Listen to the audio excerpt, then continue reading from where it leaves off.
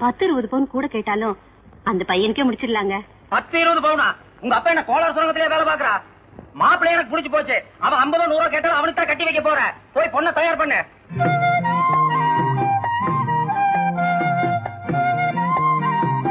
அக்கா மீதி வந்து நாளைக்கு சுத்திக்க. உனக்கு கொஞ்சம் கூட பயமே இல்ல.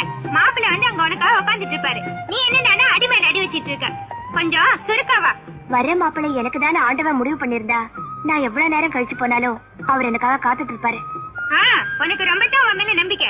எனக்கு வர ஆத்திரத்துல நான் தான் பொண்ணு மாப்பிள்ளை எதிரில போய் நிக்க போறேன். ஏமா இது பாருமா, மாப்பிள்ளை வந்திருக்காரு. இந்த காஃபி கொண்டு போய் கொடுமா.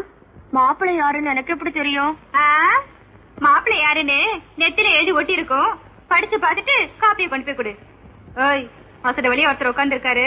அவர் தான் மாப்பிள்ளை. போம்மா போ.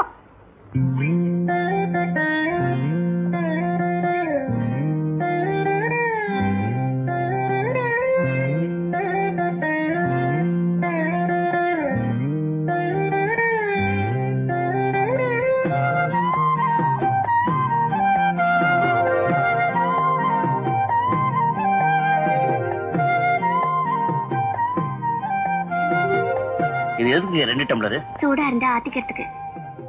நீங்க சொல்றது பார்த்தா கூட இருந்தா கொஞ்சம் திருப்பி சொல்ற மாதிரி இருக்கு.